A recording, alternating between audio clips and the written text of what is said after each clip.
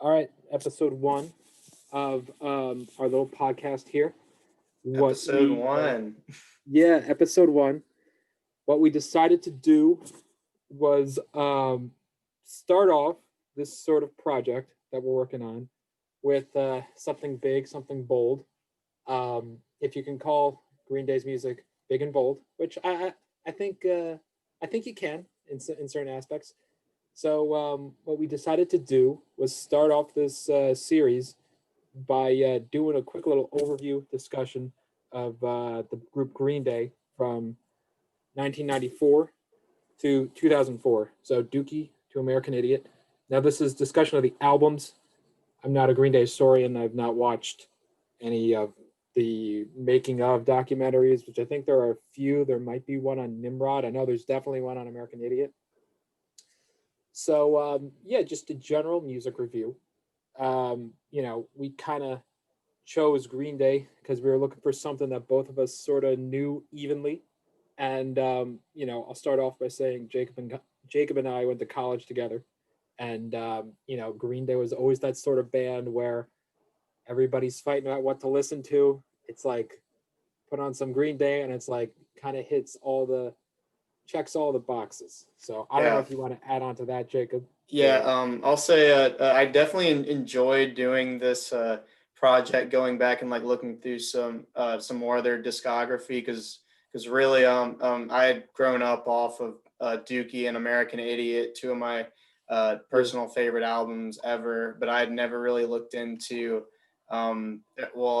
listened to any of their other albums front to back, and I really enjoyed looking back at some of these other albums like Insomniac, Nimrod, and Warning that I'd never really given much attention to, and it was really cool to see how they grew as a band from 1994 to 2004, because a lot of people say that these guys did have like two generation defining albums, yeah, um, and you really see the growth in between the first album and the second out or the fifth album in their discography, and it was really cool to go back and see that.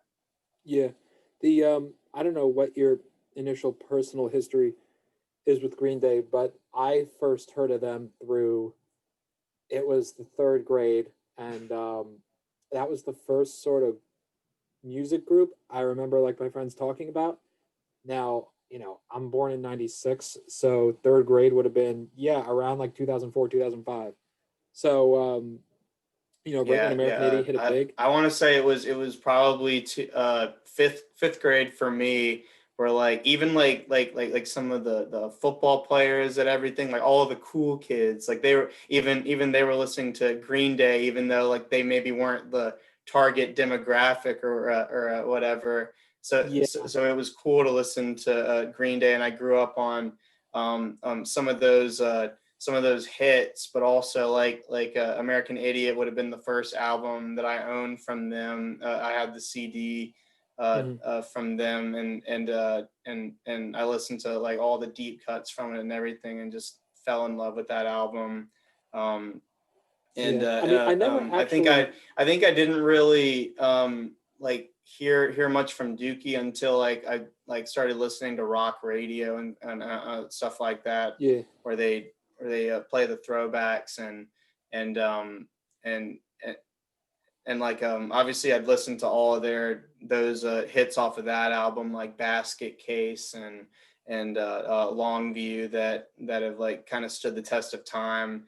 And when I started collecting albums, I bought Dookie, um uh, and I like it's like literally one of my favorite albums now. I actually own two copies of it. You can see it up on the wall there. That's And my and and that's and my uh, and what did special we just edition find out? copy with the Bert and Ernie on the back that I just found out was actually going for like $140 on $35 now on Discogs. Yeah. Discogs right now. So I'm Yeah. pretty So happy with it. so everyone was sort of talking about them in the third grade.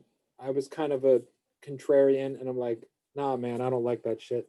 So even though I didn't really listen to it, but I never actually opened up and started listening to their stuff until I'd say probably around freshman year college, senior year high school was when I Mhm. gave some of their stuff a chance.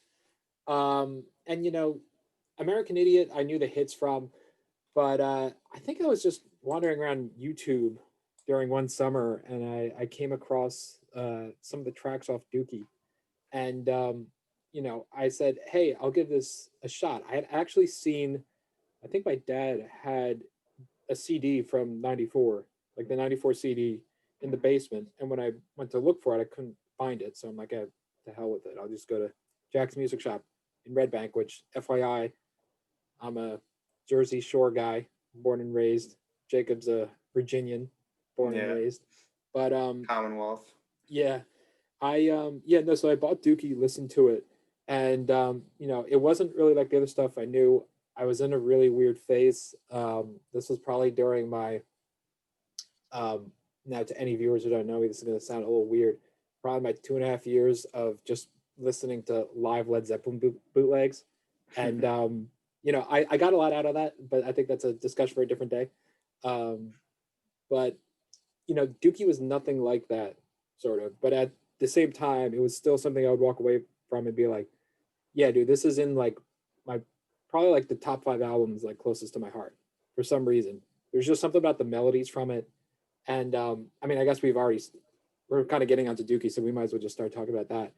But it has this vibe where I'm not, and you can respond to this statement where I'm not gonna say that Green Day is in any way of the same level of quality of this band, but in the way that they write their melodies over these sort of punk riffs and the drumming, it's almost like 1964 Beatles if they were a Okay. punk band, sort of. It has that kind of vibe to me, sort of in the same way if, Nirvana is like if the 1964 Beatles were playing drop D sludge riffs, you know? Yeah.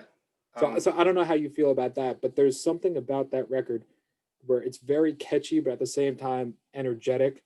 And I think it can appeal to a lot of different kinds of listeners. Yeah, yeah. I mean, like especially Dookie, you can tell that it's some of their early stuff because like there's nothing complex really about especially the guitar riffs, the three chords, Yeah, and everything. But I'll say there's a complexity to the songwriting, the lyrics, the melodies, and I think Mike Dirnt really runs that album too. Like there's a exactly. lot of really awesome, really complex bass lines in that album that I think really push it to the top. And then I mean Billy Joe's songwriting on it, lots of great themes of I'd say teenage angst, anxiety, He's depression, writing about being and 17 effectively. in a violence, Yeah. kind of like a rage inside that kids want to let out or whatever. Yeah, and Yeah. it's just awesome. It's the type of album that can raise a generation. There's a lot of influence and originality behind it. I think um, when it came out, grunge was really running the airways, and while like some of the themes you can see um, like correlate between some of the stuff that Nirvana was putting out and what Dookie was putting out. It's a Yeah. completely different sound. Yeah. I don't I There, don't I there don't know was if you sort of can this expand on underground that. punk thing that I'm sort of tangentially aware of with, I guess, Offspring and then some of those other bands that Green Day was sort of in the mix with, I Okay, guess, that was going on in the early 90s that I believe, again, I think I'm born in 96 and I think you are too, right? in '97. 97. Okay. Yeah. So like, it's not like we were around to state this. So that's part of the reason why I wanted to make this more of an album review than like a history sort of thing. Cause hey, I wasn't there, but, it's, what was it? Yeah, it was this sort of scene that kind of came out, I think, from Dookie, and then by the time you had the turn of the century, Blink 182 and Sum 41 were coming out, and of all the pop punk I have heard, and again, I'm not like a huge punk punk aficionado, I do think Dookie is the best of what that can offer, sort of. And yeah, I just want to say, listening to the album, like anybody who wants to learn to play the bass guitar should just sit down and listen to this, because he does have a great sense of timing, and he plays right in sort of the pocket of those songs. And it's interesting how Green Day does this thing where the bass is like the lead instrument, sort of, and the Mm. melodic instrument. The guitars are the rhythm thing. Part of the reason why this works, I think, is because I was over the past couple of days listening to is I really do like how it sounds and how it's mixed. Because some of those later Dookie albums, which we'll get to, they really fucking grind on me, and it's partially because I think the guitars are so goddamn loud on those later albums, and they're more, I think, more like a mid scoop EQ curve where you have so much bass and loudness in the guitars and compression that the bass gets lost in those later albums. Whereas Yeah. in this one, it's the guitars are treblier for the most part, except for a couple songs, and the bass really is allowed to stand out. And the fucking drum sound, man, is really, really immediate and bright, and I don't know, snappy, but is something just from a sonic perspective. That's one of the reasons why I think Dookie works better than the later albums. Yeah, yeah, and I think when they were starting out, I think that they realized that Mike Dirnt was the most technically gifted with an instrument. So Yeah. so Except I could Trey's see pretty how damn they good though. might have ran with that early on. Uh-huh. Yeah, yeah. Now I don't know if I'm sure Green Day is not the only group to be doing that though, to give such a prominent No, melodic space to the bass within punk. But that is something where, like, you go and you listen to American Idiot and you're like, that's one of the things that's so much different about that album is that there's actually a lot more guitar breaks on it, believe it or not, right. and sort of Billy Joe's guitars takes the front lines, and you hear a lot less from like Dirnt. There But are a lot of bass breaks though on that album too. the only I one would memorable to me is the one in the middle of Jesus of Suburbia. right. But I don't know. It seems like Mike Dirnt was following Billy Joe's guitars more as time went on, whereas Yeah, Dookie, I agree.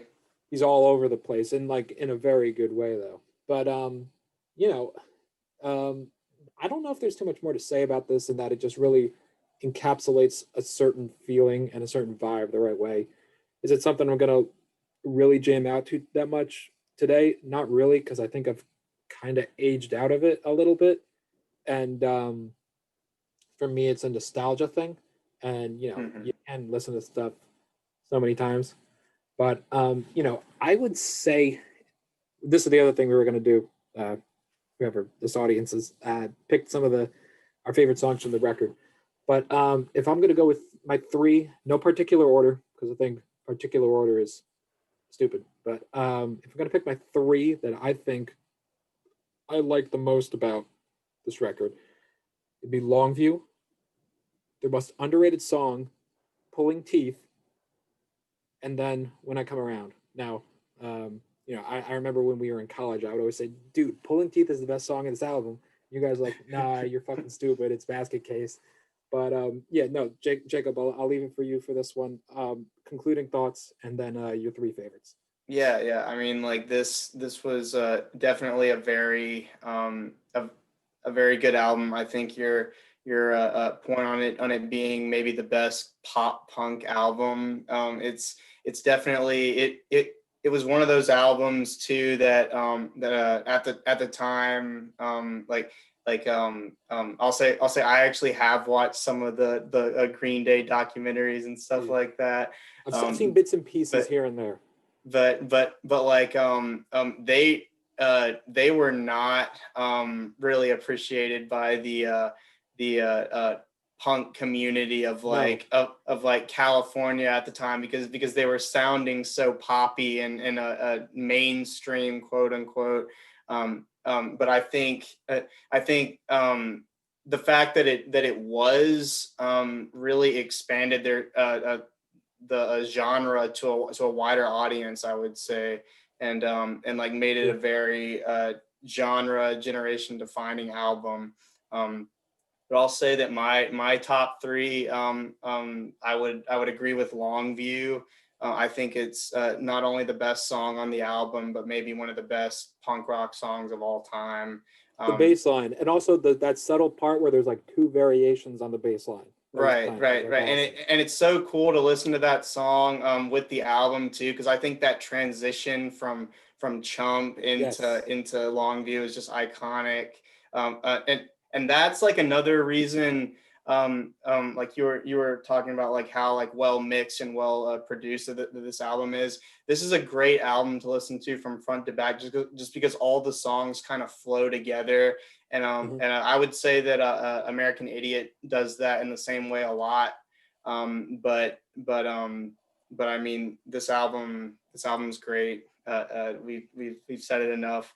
The other two songs that I chose were She and FOD. The reason that I chose FOD, Mad respect for FOD. it's Mad another one of respect. those just like smashing songs. Like it's just an iconic breakdown there in the middle. I think like that breakdown is kind of like the iconic moment where the bomb would explode on the front of the album. No, that's kind of deal like to me. And then like she is it's a rare love song from some of the early Green Day stuff, and a lot of the songs on this album too, like Pulling Teeth as well, look into like domestic abuse, and she is one of those songs too, where it's like, I'm taking heed just for you. She screams at me until my ears bleed. yeah. You know. Yeah. Well, I mean, I think the thing I like about Pulling Teeth is that it does it in like a comedic way. Because I think the Yeah. Oh yeah. backstory to that song is about like a pillow fight or something Yeah. like You're that. right. And I just thought it was kind of clever and playful to kind of paint it sort of in that light of, you know, hey, she's a monster, that sort of thing. But interesting melodies. And mad respect for FOD. If I was going to have a fourth choice, it would either be that or Basket Case. But I would actually throw in Having a Blast too. Like I that's think great too. Yeah, a lot of these songs, there's a lot of sarcasm and silliness thrown into like some pretty crazy topics, and to like have a song with a comedic value relating to literally a suicide bomber, I think is pretty insane. okay, yeah. It's yeah, no, and I mean, I think the one last thing you could say though is that while they're great songs, I think that they do add up to being more than the sum of their parts. And Yeah, that yeah, I would 100% agree with that. you know, there are some of those albums out there where it's like, a lot of times or I totally get that, where the songs themselves aren't the most instantly recognizable, like, hey, what's the greatest song you ever heard? I'm probably not going to pick any song from Dookie, but when you put it all together, it does really capture a vibe in a moment. But I mean, there's a lot of songs too that are great singles from this record too, that Yeah. have kind of stood the test of time as well. So I think to your point, there's some of the deep cuts on here are great too, but I think it's like more of an experience to listen to this album from top to back, than to just listen to the singles, because it has so much more to offer. Yeah. Yeah. All right. So next one, Insomniac. My opinion, I, lyrically, it's a little bit more depressing and down and out, a little dirtier. It's it definitely sounds a lot different from Dookie, in my opinion. Again, the Wow. guitars are more distorted, more forward in the mix, and more bass heavy. Um, it's and again, it's a 30-minute album, but in some point parts it feels longer than that, and it can feel a little bit like you're struggling to get through it because so many goddamn power chords. You listen to honestly, you listen to Green Day and like you're just done with power chords forever. But you know, I like Dookie? I'm sorry, Insomniac. Yeah, no, I think it's a good album overall compared to other stuff other artists are putting out. But again, it is a bit of a retread, and some of the songs do get a little bit monotonous at times, and I don't think that the way it's mixed necessarily helps it. Yeah, and I would actually be kind of on the opposing end, that it sounds different from Dookie, in my opinion. With this song coming out in '95, literally like within a Yeah. year from their first album, it does sound like a retread in that a lot of the songs do sound a lot like that they could have been on Dookie. I think that there's some similar themes with the songwriting as well. And I think there's so many songs on that album too that like use just the same 3 chord progression that you would have seen in a Dookie. There's at least 2 songs that I swear have the exact same chord progression as Welcome to Paradise. Like it like literally sounds like Yeah.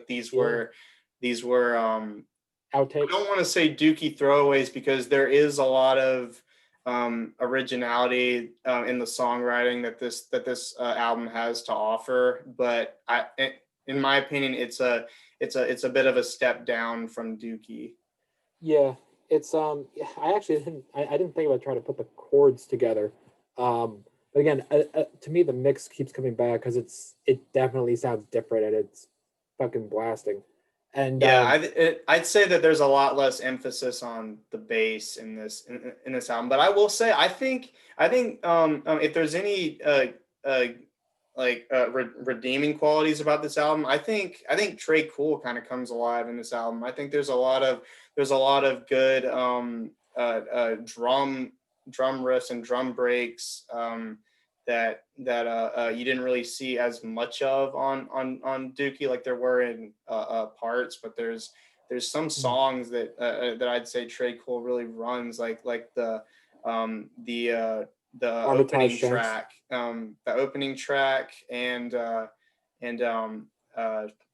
trying to remember names. Like you said, we really looked into the albums and not necessarily song by song. So it's Yeah, so it's kind of hard to well, kind remember of Green Day also places. blends together too. They are listening to a Green Day album is a blending Right. sort of experience. Um, I didn't pick up on whether there's any more Trey element on that album. And again, it's because I think that the guitar is so overwhelming for me, and that's all that I can think about in Yeah. listening to it. But there are definitely some standout tracks, ones I like, ones that I think are should be Green Day staples. Particularly the obvious choice, Brain Stew and Jaded, which Yeah. with the end of Jaded sounding like an Iron Maiden song. I Yeah. I did rip that from a YouTube comment, but it's true. So yeah, no, that's definitely a standout track that I think that they still do play. At least they were still playing by the time of American Idiot. Oh, they play Jaded live all the time still. Yeah, yeah. Um, what else there is to say about it? I think it gives off more of a negative vibe, negative in terms of what the lyrics are about. It's not as young person as Dookie. It's No. more like I'm a bit older now and I'm still really pissed off. But yeah, a bit very aggressive.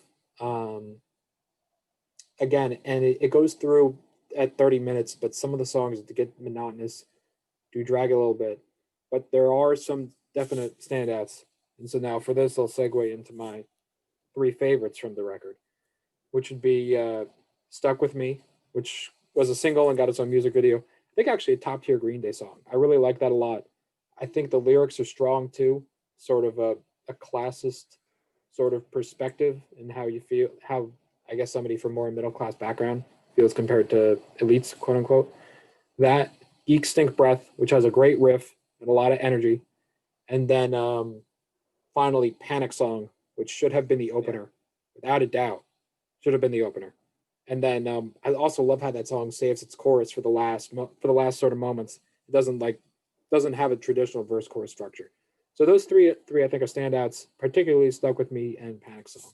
Yeah, I mean, mine were very similar. Mine were Panic Song is by far my favorite from it. I think that opening build. Yeah. I 100% agree. If it would have been the opening song, it would have been an iconic opening song. I think Because we would have felt different about the album too, because it would have set yes, I would say set the vibe I would have different. thought differently about the album entirely if that was the opening track. Yeah. It just has an incredible build that you hadn't seen really in Dookie much, and I think even like that like breakdown into the chorus midway through is really Yeah. cool. Geek Stink Breath was also one that I chose. There's some there's a lot of themes of like drug abuse on this album, and I think lyrically it comes alive with this album or with this song. And then Brain Stew. I might have taken the easy choice there, but like to me that's one of their most iconic tracks. To have such a simple guitar riff kind of run the album or run the song, and like similar lyrics of just boredom and anxiety that you would have seen on Dookie, Yeah. are shown in this song. Those are the three choices for me. Okay. Yeah. No. Overall, Insomniac. I'd say of the ones we're reviewing here, definitely towards the lower tier. It's only 5 albums, but Yeah. what are you gonna do? So, all right, Nimrod. Now, Nimrod is a good record overall, I think. Has some parts that are a little bit off the wall, a little unexpected, like King for a Day, Yes. Good Riddance, which is not something most people had associated with Green Day up to that point. And I think that they're probably the highs on Nimrod are probably higher than the highs on Insomniac, I would say.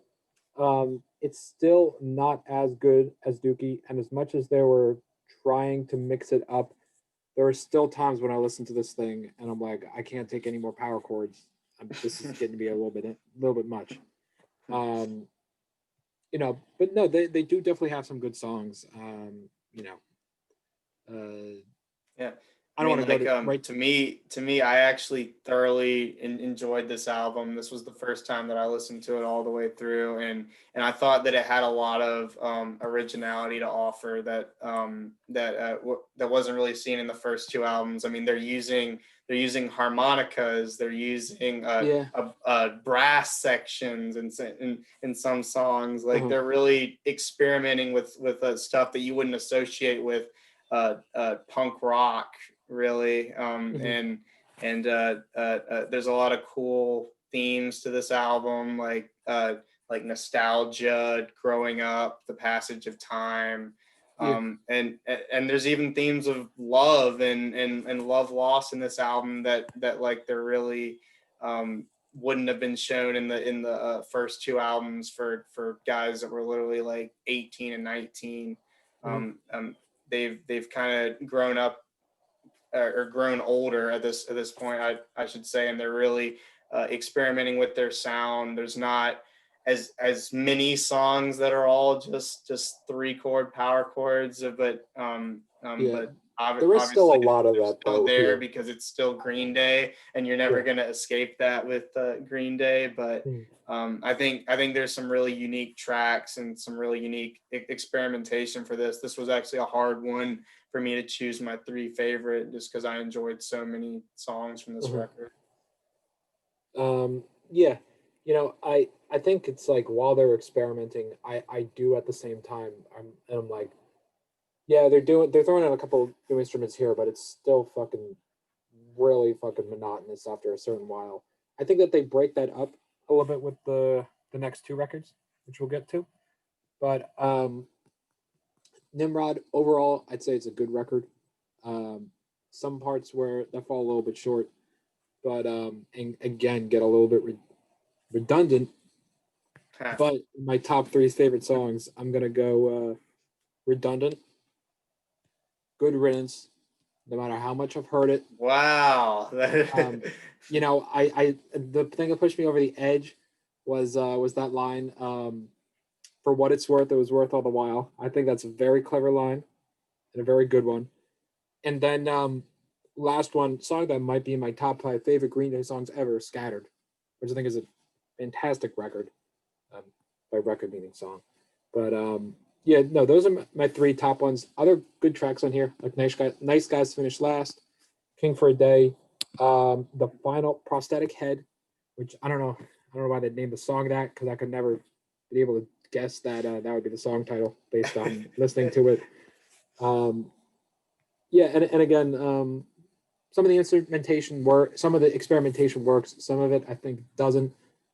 Last Ride In, which I know they're trying to do like a surf sort of, I guess, surfy western early Yeah, yeah, it 60s sounded vibe. very westerny to me. Yeah, it doesn't really work for me. I That's appreciate what like they're trying that's to like do a though. full on instrumental too, right? Like, Yeah, no, I think I've heard better versions of that sort of style, but right. I appreciate the attempt. So, Jacob, closing thoughts on Nimrod and Yeah, yeah. I would agree. I think that they're experimenting with a new sound that you'll see more of going forward. I'll say that like some of the mixing does get better on the next album. I'll say, Mhm. um, overall, my three favorite songs from this were Redundant, Nice Guys Finished Last, and Hitching a Ride, which I think are two that those last two are Ooh. two great. I think leaving Scattered off is a humongous crime, but that's just me. I'm sorry. I'm Yeah, sorry I offended you there. yeah. Uh, but Nice Guys Finished Last and Hitching a Ride are two staples from their live show from their live shows that bring so Mhm. much energy. I think Nice Guys Finished Last might be the best opening track of these five albums. You could argue with Burnout too, just because of that Mhm. opening line that I declare I don't care no more. It's just like so Green Day and a great way to start. Yeah, But that's one of those great opening lines. Kind of like, not to get too sidetracked. For some reason, I kind of throw that in there with Kendrick's opening verse on "To Pimp a Butterfly," the "When I Get wow, Shot" verse. Those yeah, those are two like great opening lines. But anyway, yeah. yeah, we didn't talk about what a classic opener Burnout is. Yeah, but like I said, I had a really hard time choosing my three favorites because there were so many other ones that I wanted to choose, like King for a Day, definitely a song that wouldn't be looked at very well nowadays. There's a lot of comedic value to it and a lot of just weird instrumentation choices in there. There's a brass section. There's a lot of just wacky stuff going on there. Haushinka was one that I liked. I think that's how you pronounce it. I don't know. And then Mhm. Walking Alone were some other honorable mentions that I had from this one. Yeah, yeah. Okay, so Nimrod overall good score. I think superior to Insomniac. Um, but at the same time, I think that there is a little bit of runtime there of songs that just give me a headache. But Yeah, to me, it was my favorite of the three bridging albums. okay, I'll say. so then with that, we'll go on to Warning, which Warning I think is sort of inconsistent. Yeah, Um, it at the same time has some of my favorite Green Day moments. I think the highs on Warning are definitely higher than the highs on Insomniac and Nimrod, without a doubt. Some of the songs in the middle drag a little bit. Um, Misery, I think, uh, is a quality attempt. Like, it's sort of obnoxious to me. Um, wow. I'll say this. One of the things though is that when you put on Warning, what I like about it is that from those first couple chords of the title track, which I guess we're not going to get into the plagiarism accusations here regarding that song. I What guess song is that? Warning. There's Oh, they okay, they gotcha. got threatened to be sued, and there's good reason to think that they're playing off other influences there. But the whole thing to me kind of feels like a breath of fresh air, which I really like. And listening to it, you can sort of tell that they're not, whenever they do use their classic power chords, which I think the guitars now sound a bit more punchy to them. Punchy, less overdrive. I think they sit better in the mix, and you can tell they're not trying to take your head off with the punk rock chords, and I think that's good. It shows that they were maturing a little bit by that point, and it's 2021 now. Even by 2000, three-chord distorted power chords wasn't shocking anybody anymore. So I think kind of dropping that idea of trying to just rip your head off with it was a good idea. No, but some really good lyrics here, and I like some of the influences. Um, you know, I remember reading when years ago when I first read the wiki article for this record, I saw a picture of Bob Dylan and Joan Baez in there as influences, and I'm like, oh shit, Green Day's going real deep, which Wow. it's not as deep as that, but some real quality songs in here. Warning and Waiting particularly. I love Waiting. That's another top tier Green Day song for me. And Minority's great. Minority's great actually. It's very simple, but it works sort of as a folk punk protest, not even a protest song. Um, that works really well. Macy's Day Parade has a good vibe to it. Church on Sunday is nice. Second song, BDSM song, Blood, Sex, and Booze, has a definitely good groove, and the title track is great as well. So, but then again, some of those middle songs do lag for me. Deadbeat Holiday's all right. Hold On's okay. I don't know what your overall thoughts are on this, but I'd be pressed to say I probably would choose it as the best of the three middle ones. Okay. Yeah. Yeah, to me, I would put it in between Insomniac and Nimrod in quality. I'll say that they definitely do show signs of growth in that, in like you said, there's a lot more experimenting with a different instrumentation, not so many just punk rock power chords. Yeah. I think there's some tighter production on this album too Mhm. that really makes it sound good. And I think lyrically it's some of Billy Joe's best attempts, and I think this album gets a lot of hate from Green Day fans just because it doesn't really sound like a Green Day album, Yeah. from like some of the diehard fans, but I think it's definitely deserving of its place in their discography. Um, there's a lot of great tracks from here. Uh, Minority, it's obviously an anthem and a staple to like some of their live shows. Uh-huh. I actually thoroughly enjoyed Misery. I think that's actually one of my favorite songs from the album. There's a lot of storytelling to it, and I think it sounds different than some of the contemporary. In the arrangement, I'd say it's different than most songs that they would have come up with to this point. Yeah. There's a lot of like more experimenting with wacky instruments. Like I'm pretty sure that there's an accordion in this album Oh yeah. somewhere. On Uh, Misery at least. yeah, on Misery for Maybe sure, just I and just don't a like that string sort of beat. section as well. Yeah. Like you can tell that they were really trying to stand out. But I'll say I completely disagreed on Waiting. I think it's a very it's like too poppy even for Green Oh. Day in my opinion. I think on this album they were really trying to release a lot of radio hits, and I don't think Green Day was necessarily trying to do that up to this point, except with maybe songs like Good Riddance, but Yeah. I think it's a Well, it's very funny though, because this was like their worst commercially performing album of all the five we're talking about here. right, and I think that's probably because their fan base up to this point expected something different, but they were even trying to. I think that they were trying too hard to be mainstream on parts of this record. Yeah. I Waiting mean, it's Waiting is the most blatant one in my opinion.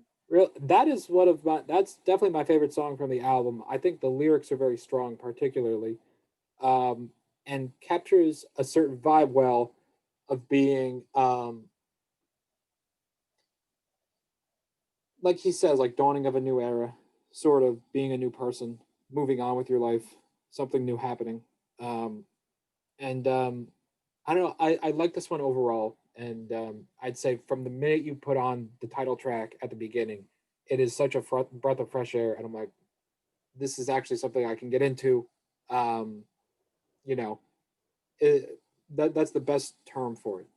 I I would think is say that breath of there's a fresh air. lot of growth on this album, and it sounds different than any of their albums up to this point. And I'll agree that it was a breath of fresh air for me to hear it for the first time all the way Prefer through. if they went back to something like this Yeah, nowadays.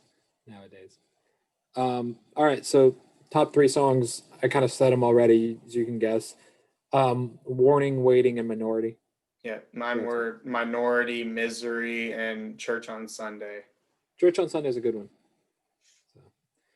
So, okay, all right. Now we'll get to the most iconic Green Day album, although Dookie maybe. Though Green Day is one of these rare bands to kind of capture the vibe in multiple generations rather than just one. But American Idiot. Yeah, And I think that this album is largely a victim of its own success. Because listening back to it, you realize that it, in my opinion, definitely earns its place among the top 500 albums that it just got put on for Rolling Stone, the 2020 list. I think it was in the 230s, well, and I think that they did earn it with this one. Is it perfect? No. I think some of the lyrics are a little cliched and sort of he's just looking for that next rhyme. Um, and does the story work? Not exactly, because you don't always know what's going on. But then again, while I haven't heard all the big rock operas out there, it's very rare for a rock opera story to actually work. So I don't think that I don't hold it against that too much. Probably the most iconic one story would be The Wall, but The Wall has some really goddamn grating parts to it. But whereas this doesn't. The music generally I keep up with. It does get a little bit redundant on the power chords again, though, because they're going back to that more punk rocky effort. And again, compressed sounding to my ears, very front on the guitar, and you don't hear a lot of Mike Dirnt on this one. But I don't think it holds it back too much, because I think that they're well crafted songs, and I think the one word you could use to describe this record, which makes it as good of a record as it is the word vision, sort of. What a lot of other bands didn't have, and you can tell the thing is dripping with ambition, which I really appreciate in a rock album. Well, no, I should just say any album. But yeah, a lot of my favorite albums are ones where I can feel the artist is really pushing for something, and I don't think that there's a lot of punk rock albums that sound like this. I am aware of Husker Du's Zen Arcade, but I have not listened to it, so I cannot comment. But that apparently is another punk rock opera involving somebody who leaves their home. But yeah, Jacob, your thoughts on this one? yeah. I mean, to me, this was an album when I was a kid, and I like wouldn't have understood really the whole rock opera thing. It was an album that I loved just because of great songwriting and great sound.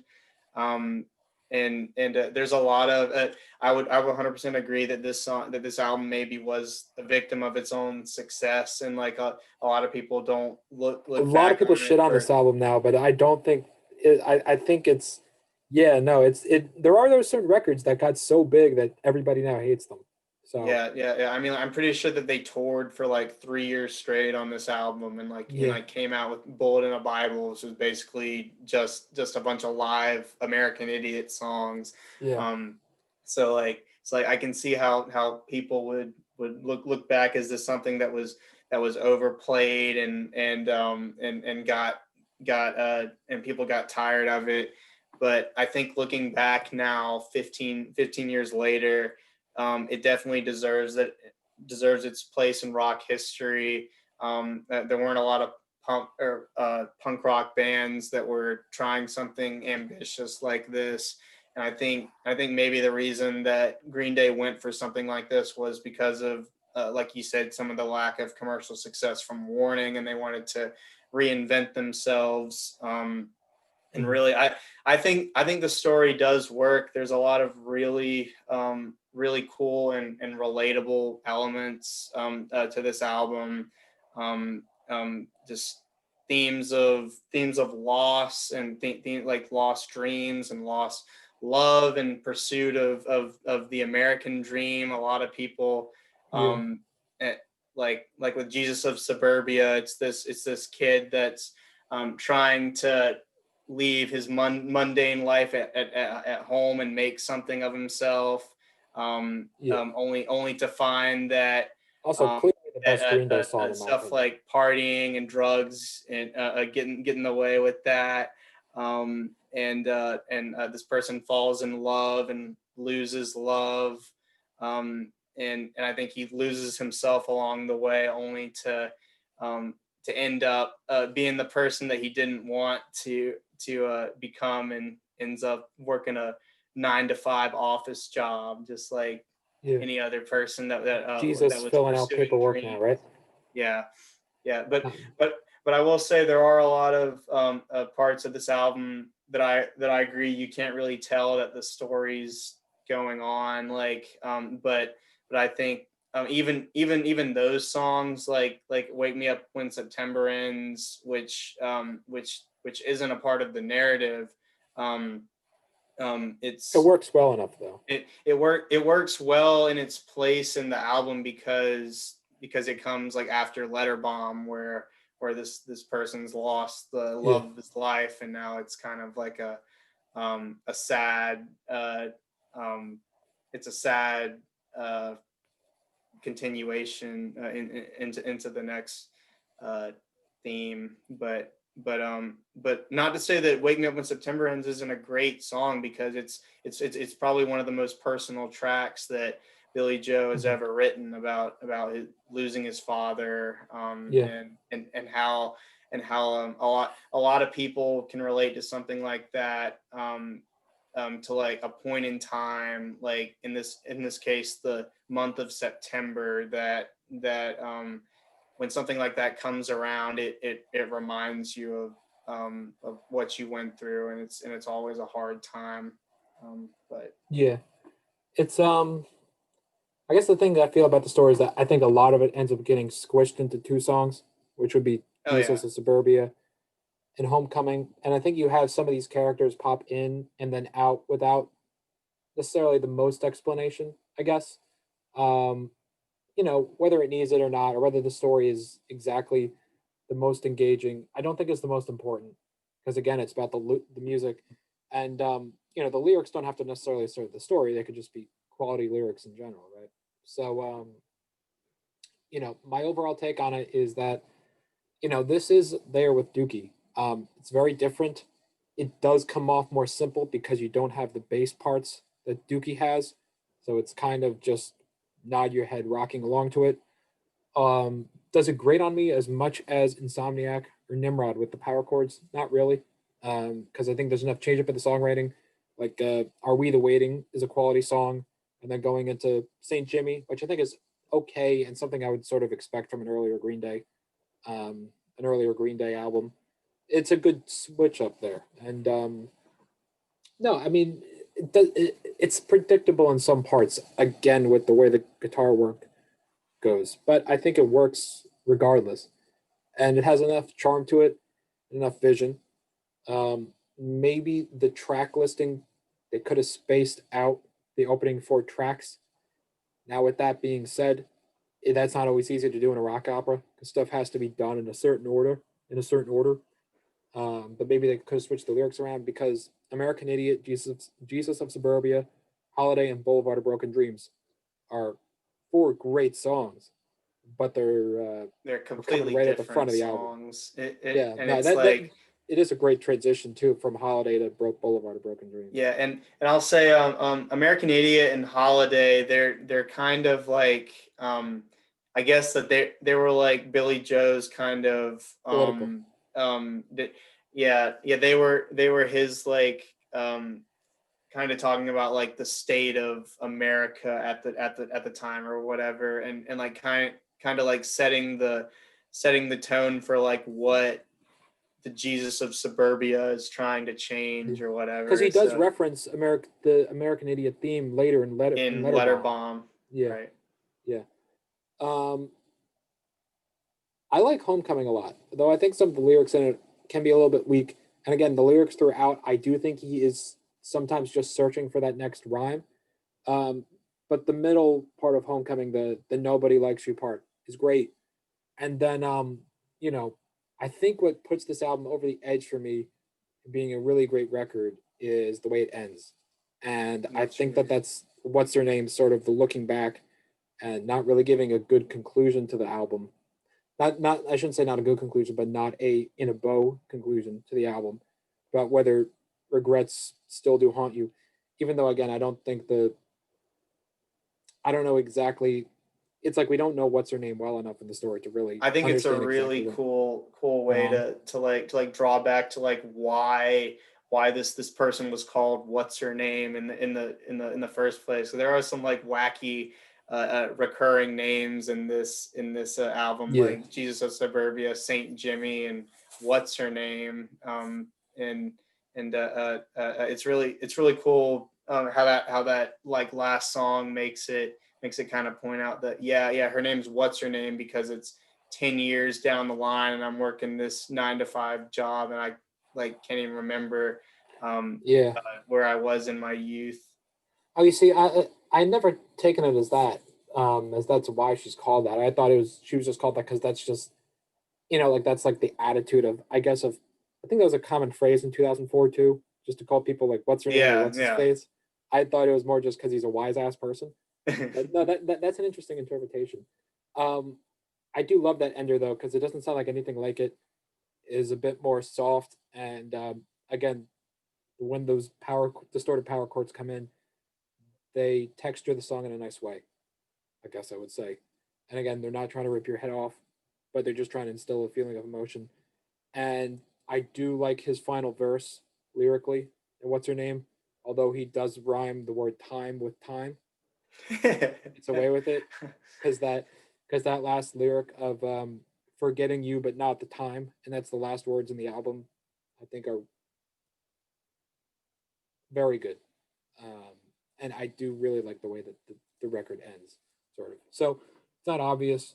Three best songs from it: Jesus of Suburbia, Homecoming, and what's her name. With Jesus of Suburbia probably, in my opinion, being the best single Green Day song, and then maybe what's her name being number two. So I don't know what your top three are, or any concluding thoughts. Mine were Jesus of Suburbia, Letterbomb, and what's her name with Saint Jimmy as an honorable mention.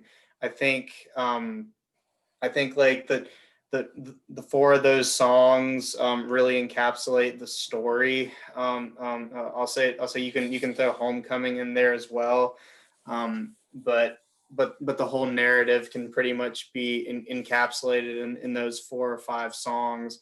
And I think Jesus of Suburbia is an epic track. In my opinion, if it's not number one, it's in the top two of their best songs of all time. I would throw um, Longview in there in the top two. And in my opinion, Letterbomb is it's an epic track too, and it's one of those that it's a great centerpiece for the or a Yeah. great climax to the album. I'd say, or a great turning point Uh, where it kind of you start to head towards the end with that yeah, song. yeah, like it's been a rise up to that point, and here when he's fallen in love with what's her name, but what's her name comes and breaks up with her or with him here, and he references some of the themes or some of the recurring characters and themes of the earlier tracks like Jesus of Suburbia, American Idiot, and Yeah. Saint Jimmy. They all like kind of turn on its head here. Um, and what's her name?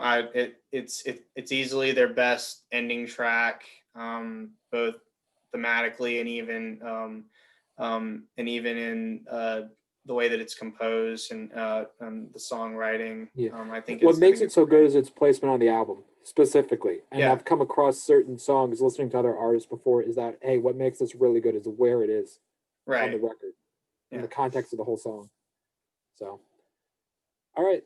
I guess if you could had to rank these records from your favorite to least favorite, I would start by going Dookie, then American Idiot, very close behind.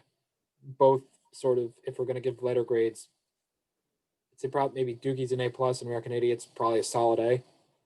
Then after that, I guess I'd actually would give it to Nimrod over Warning because I think Warning does have some elements in the middle which do sort of bore me a little bit, and I don't know how well they do the overall folk thing, even though I really like what they're doing, trying to do it and sound. So then Dookie, American Idiot, Nimrod, Warning, and then Insomniac. Insomniac's not a bad record, but it doesn't stand out too much. And again, I don't think that the mix really helps it. Yeah. Um, yeah, Yeah. no, that's And I mine. think Oh, and hold on, if I could just say, if sure. we didn't do some of their other records, so like I've never listened to 21st Century Breakdown. I've heard Kerplunk a couple times. I've heard 39 Smooth all the way through once, and it was when you and I were driving around Yorktown with the boys in the back. So if we had included those other songs, another contender for favorite Green Day song would be "Going to Apostle Aqua" from 39 Smooth, and "Who Wrote Holden Caulfield" from Kerplunk is also quality. So I just wanted to throw that out there. So go ahead. Okay. Well, I think my top five from the ones that we listened to are very similar, and I think for me it changes on like a yearly or even like monthly basis. Sometimes on like what my favorite of Dookie and American Idiot are because they're Yeah. both very great and very unique albums. They're different from each other in so many ways. For me, I would personally, at this moment, put American Idiot at the top just Yeah. for the ambition and the storytelling in it that just makes it a unique Green Day album and a unique rock album in general. I would put American Idiot up at an A plus at the top, and I'd put Dookie up at number two with a solid A. And then I have the same bottom three as you. I have Nimrod at three, Warning at four, and then Insomniac Insomniac at five. at five. But I'll say none of these albums are bad albums. They're all good albums that I could see myself looking back on, even purchasing the records Yeah. and listening to from time to time. I I could mean, there's definitely see some parts of myself. Warning that I really like that I definitely will go back to. And if we were back at college right now, I would ask that we put Warning and Waiting on our playlist along with Scattered, because Scattered is in my top five Okay. Green Day songs. So Yeah, and I mean I haven't listened to some of the super early stuff like you have, except for the ones that you've like played on the radio and stuff in college. But I definitely like to explore some of the pre Dookie stuff, and yeah, even I've heard good things about 21st Century Breakdown, that there's like similar storytelling to American Idiot that I'd like to look into. But I mean, yeah. I I, mean, I I can't I think can't see myself putting it anywhere near the top five here that we've listened to now. yeah. And I don't really know much about Revolution Radio. I've heard very mixed things about it. Of the parts I've And heard, there are some songs I like. Some songs are really not good. I've heard and I've listened to um whatever motherfuckers or whatever, and I've listened to that all the way through, and I think it's just crap. So It's I don't really plan on ever doing a review of that or even like looking back on it. Just yeah. I mean, I don't know if I don't want to get into this here because I'm not a detective, but been seeing a lot of YouTube comments about people speculating that Green Day was throwing it on the because Father of All they record. were on like a contract or whatever Yeah, that they to needed get to out of put a out one contract, more and that's the album. reason why it's only 27 minutes. Yeah, no, yeah. So I just wanted to emphasize that we're not Green Day fanboys here. We don't like obviously everything Green Day has done. Um, you know, I Father of All has gotten some really bad press, some actually okay press from rock magazines, but that is take that for what you will. Uno Dos Tres is also not well regarded. No. And looking back on it, I think that again, I haven't heard the whole record. I've only heard the hits, but a lot of people sort of now have these mixed feelings about 21st Century Breakdown. But their first classic is Kerplunk. That's the first one that they kind of got known for, and that if you're talking to like a music nerd and you drop Kerplunk, people are like, "Oh, hey, that's now like a classic." So that one I think revisit, and I've only heard 39 Smooth all the way through once. It was listening with you guys, and I remember just thinking, man, all these songs sound the same. But no, but Going to Pasalaco is a great one. So check that one out. And who wrote Holden Caulfield from Kerplunk? I like those two. Well, in a closing, Alex, I'm really glad that we did this. I'm glad that you reached out. This is definitely something that I've always wanted to do. Is Yeah. review music, review albums that I love, and even look into Some new shit too. Yeah, some new shit that to expand my music knowledge or music Horizons. range or whatever. Horizons, we'll call it. So, yeah. Horizons. Okay, guys. Well, this has been episode 1, Green Day retrospective. I appreciate who's ever listening and watching for listening and watching. Um, I'm Alex. My buddy here is Jacob. We'll see you on the next episode. What that'll be, we don't know just yet. But fuck yeah, rock on. See ya. Thanks for listening, guys.